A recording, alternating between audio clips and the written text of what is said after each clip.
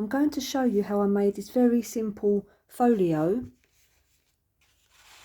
using a 12 by 12 sheet of paper from this very nice scrapbook paper I've got, very nice thick 200 GSM double-sided paper. So this is a beautiful book of paper, and I've used a sheet from here.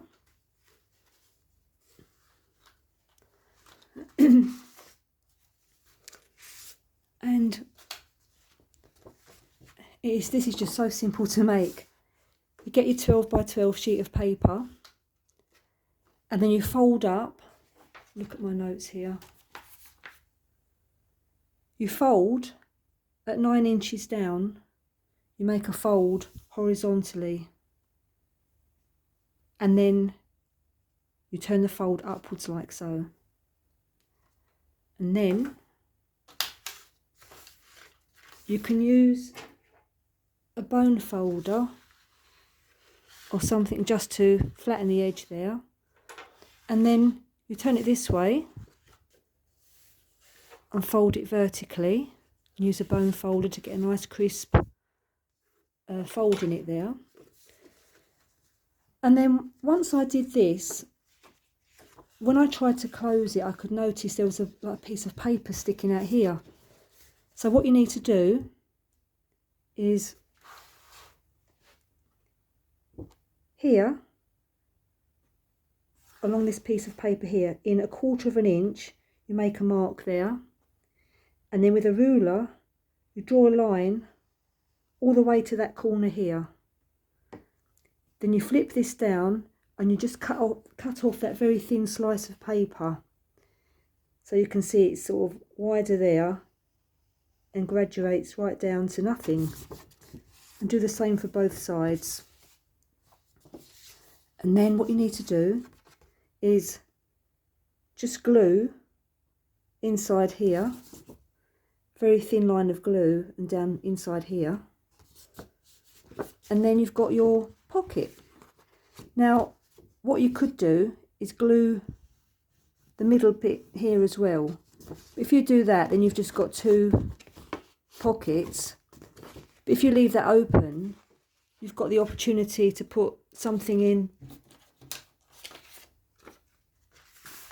this way round as well.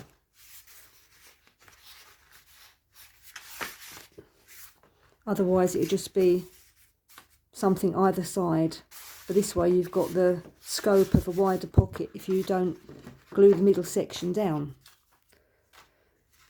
So once I did that, I thought, well, that's it, that's my folio, very nice. What else does it need? So I thought what it needs is a belly band. Now this was taken from another sheet of the same design of 12 by 12 inch paper, scrapbooking paper, and when you bend it round, it doesn't meet up in the middle.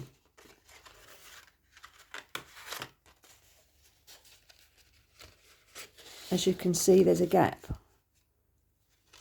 That doesn't really matter because you're going to put a ribbon there anyway, so it doesn't matter that those 2 sides don't meet up. And then what I did was I punched a hole. These are 2 inch wide belly band. Then I punched a hole 1 inch down, and then I used a eyelet, and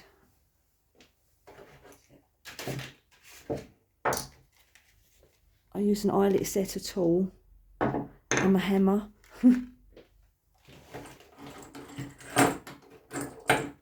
And that's what it looks like at the end, the eyelet setter tool, and that's my hole punch there on that one.